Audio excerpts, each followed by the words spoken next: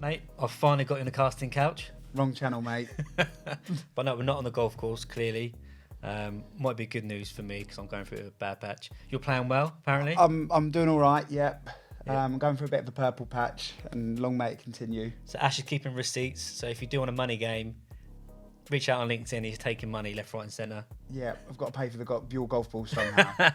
No, but today we're inside. We've got a guest who I think has some ideas and some things that can definitely benefit probably 99, if not 100% of our clients. Yeah, and us as well, as business owners. And we're no different. look, we did reach out offering a round of golf. Yep. But They've seen your swing and they thought, no They thanks. saw the swing, and they saw their face on a golf ball and thought, No. no. So, Hi, Maria. hi, Maria. Hello. Thanks for joining us. Yeah, Thanks for thank having you. me. Sorry I don't play golf. That's all right. Well, like I just said, you probably would beat me the way I'm playing at the minute. So And I've embarrassed myself enough on there. So, no, yeah, for people who don't know you, Maria. Yeah, so Maria Coulter, founder of Construction Coach and Solving Construction. So Construction Coach, I started that nearly 12 years ago. So I work with small builders, so builders in the domestic market, mostly doing extensions, remodels, new builds as well. But before that, I used to be a quantity surveyor and a project manager. But I work with builders to help them build stronger, more profitable and hopefully happier businesses as well. Profit is what we're all here for, essentially, as business owners, right? Because that's what drives the lives that we strive for by taking the risks as entrepreneurs to. as I've found out, it pays for the golf balls as well. Yeah. I keep losing. So yeah, I'm really keen to understand what profit means, not only for you, but how you try and help your clients with that. But before we get into that, I've got a question for you. What made you come into construction? This is going to be really random, but the reason why I got into construction was because I couldn't get an apprenticeship at a church organ factory in the northeast, because when I was at school, woodwork was my favourite subject, and there was only 2 of us girls did GCSE woodwork, and I thought about being a joiner or something like that. And then we went on a tour of a church organ factory, and I used to be able to play the organ, and I had played a church organ before, and I thought, right, I want to get an apprenticeship. And this was in 1988, I'm showing my age now. But they couldn't give me an apprenticeship because they didn't have any female welfare facilities. So I couldn't get an apprenticeship in a church organ factory. And then I was looking through a college prospectus, and I saw a picture of a roof truss, and I saw this course for building studies, and I thought, I'm going to be a rebel. I'm going to go into construction. And hopefully they'll have some decent welfare facilities. I'm still trying to find them. So yeah, that's how I ended up in construction. So what was it then about construction that pulled you towards it? I think I caught that buzz of what it's like to be involved in building stuff. Like when you see something from a drawing and then you see it come to life. I felt rebellious. I wanted to do something different, and it's just something that was in me that led me into construction. You don't have to talk to us about being rebellious. I'm still rebellious. So how was it being a female in construction? And then, because now it's everything's a bit more acceptable now, right? I feel like we live in a space where you can be more open and there's no stigmas or stereotyping.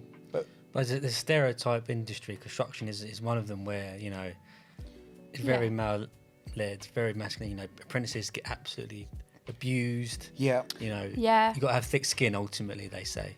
You do. I mean, I think really what helped my situation was, I was representing the client, so it was where the money was coming from. So I felt like I got more respect because as a QS, that was, the money was my kind of department.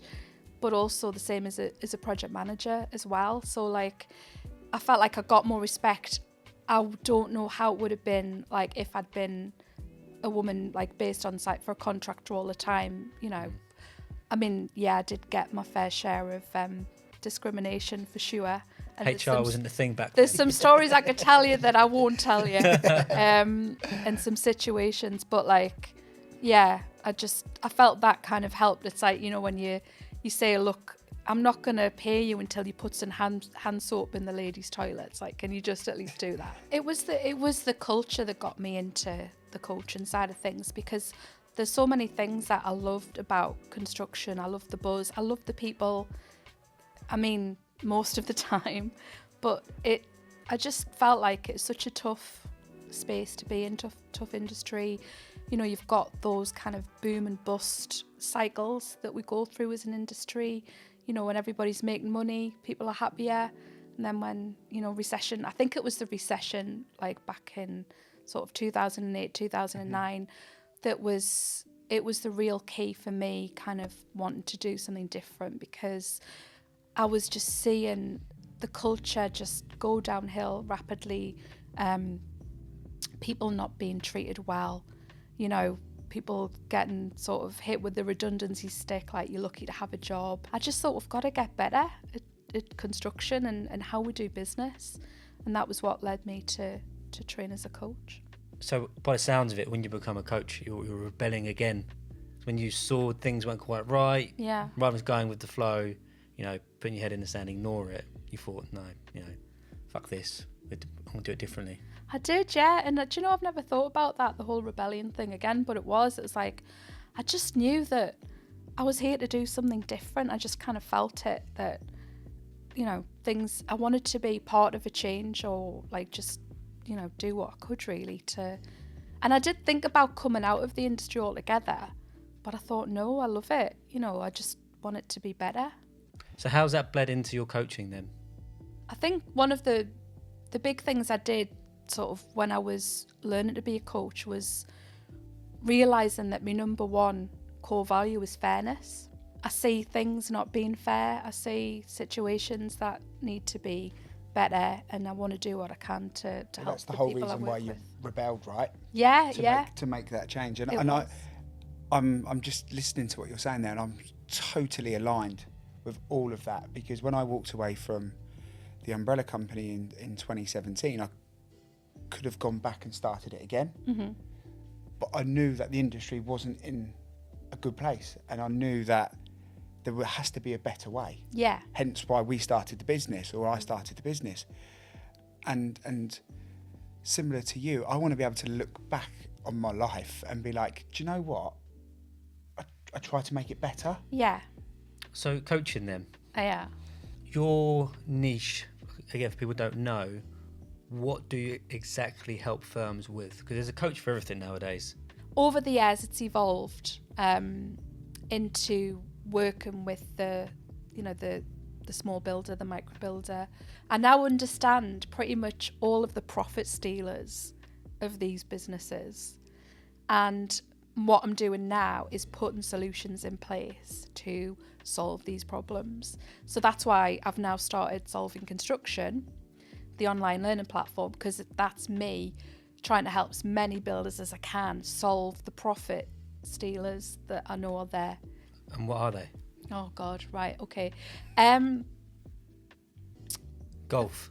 Golf. Yeah. Leaving at 1 o'clock to play golf. mean, there's so many. I mean, it starts off with mindset as well, you know, like if you are telling yourself a certain thing, you know, we've got things like limiting beliefs. We've got beliefs that we keep telling ourselves. Yeah. Voice inside your head that says you can't. Yeah, that's the one. So mindset, you know, can paralyze you before you even get going sometimes. So that's definitely one of the first profit stealers. And then there's so many, like if you're not tracking your leads right, if you haven't got your marketing process in place, the way you price stuff, you're leaving money on the table.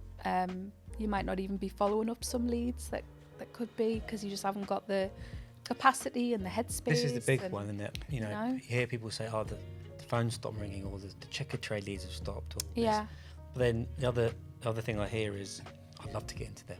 Yes. And there is no secret, and I'm asking you to give away the secret sauce, because I don't think there's a one silver bullet or golden bullet for it. But how do firms get into that market, get into that client? How do you help them with that? So one of the first things I do is get people to think about their core values. Like, you know, they're important. Like, because even if you haven't quite articulated them, we can do a brainstorming exercise and we can identify what they are. You know, that's the type of work that I do as well.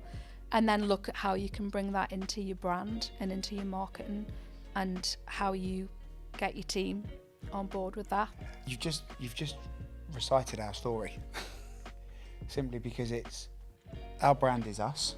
Essentially, yes, we have the team, but like Dan said earlier, when people meet us or engage with us, who they meet is the real Ashley or the real Dan. Yeah. There's no facade, there's no person online and then a different one in real life, and it just makes life so much easier Yeah. to be able to do that. And you'll never work a day in your life if you actually live in the real you. Yeah. But I'm going to take the conversation a different way, right? Because Dan's the salesman and I'm the risk compliance guy at Hard Hats. Yeah.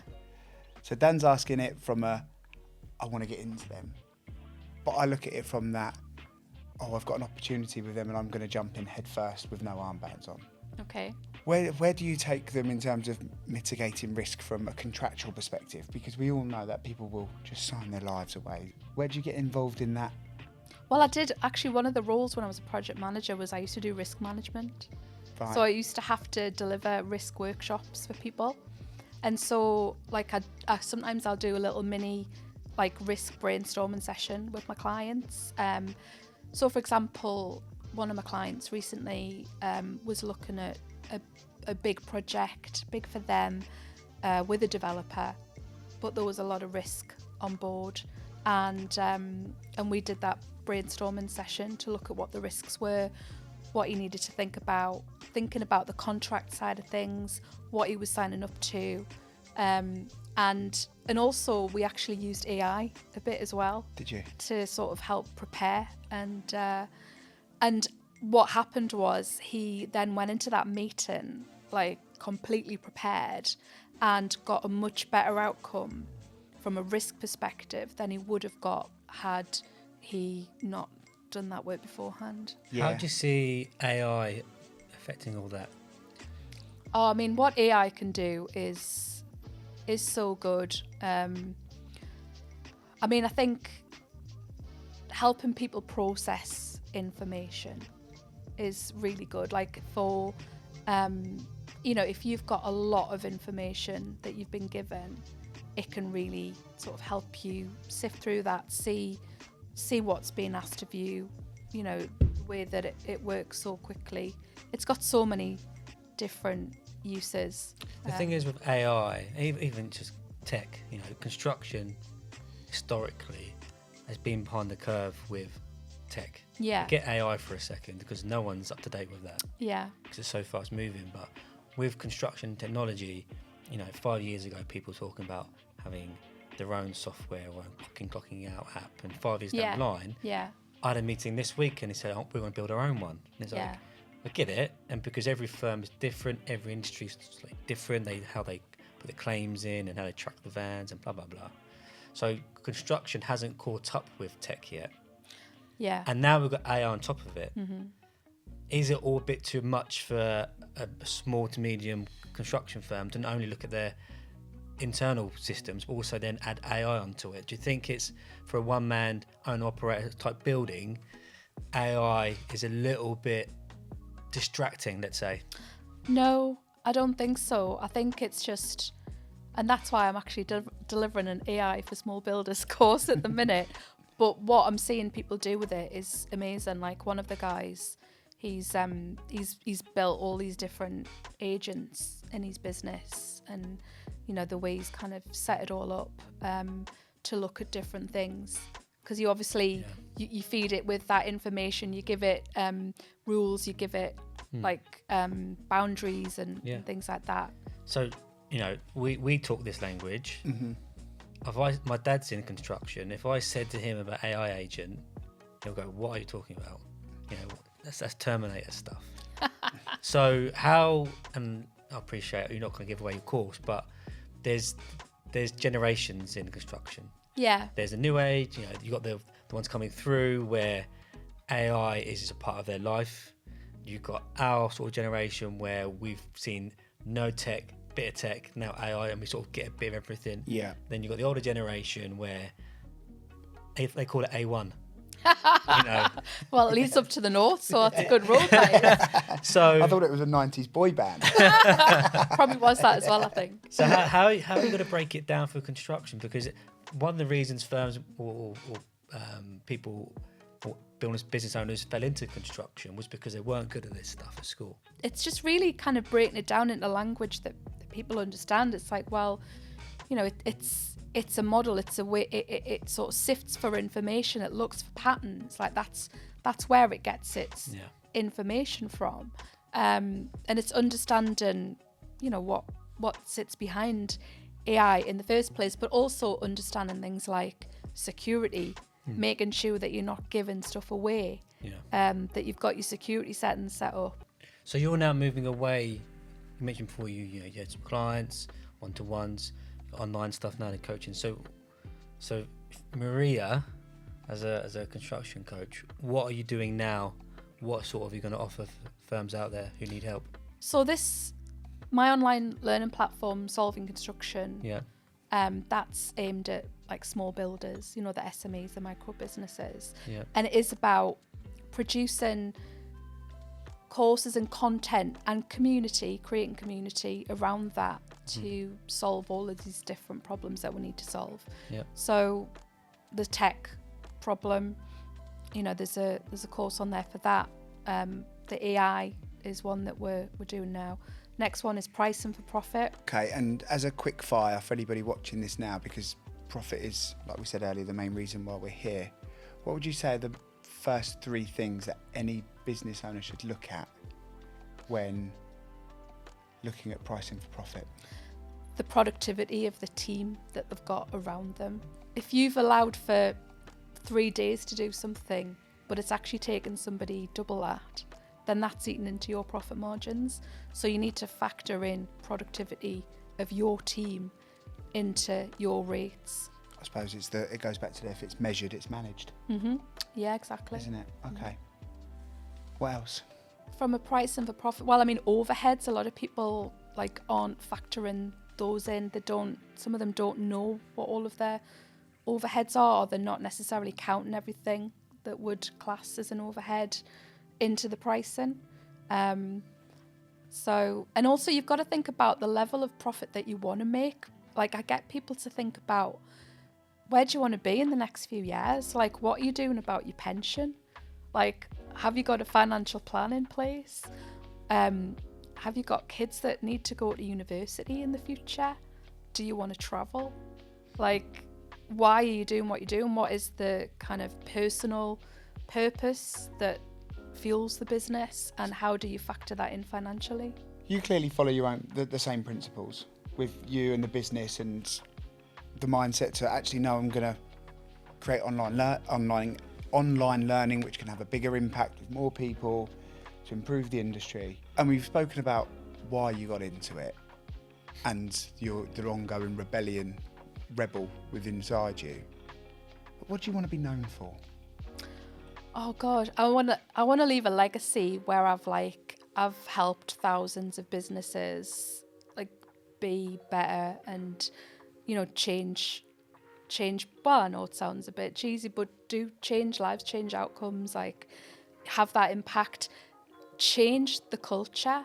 You know, I mean, I'm on some of the working groups for the Construction Leadership Council, for example. I'm on the Future Skills one. I'm on the Repair, Maintenance and Improvement one as well. But I'm always banging the drum of the small business and, you know, the fact that we need to support them. And, you know, so I want to do as much as I can to, bring together community, help people learn from each other, know that they're not on their own, that they don't need to struggle, and there is different ways of doing things that actually work. And there is a better way of doing business, and I'm just gonna do everything I can to bring that to life. So Maria, for people who have liked what we've said and want to reach out, maybe talk to you about CITB funding, where can they find you? They can find me at, if they just Google coaching construction, I'll just come up on page 1 of Google. Number 1. So Yeah. they can find me there, and also solvingconstruction.com as well. Brilliant. Maria, thank you so much. Thank you. It's been great. No, it's really good. And hopefully, you can have some golf lessons.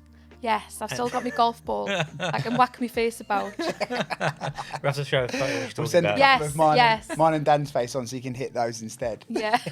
Yeah. No, thanks for Yeah, coming on. thank you. Thank you.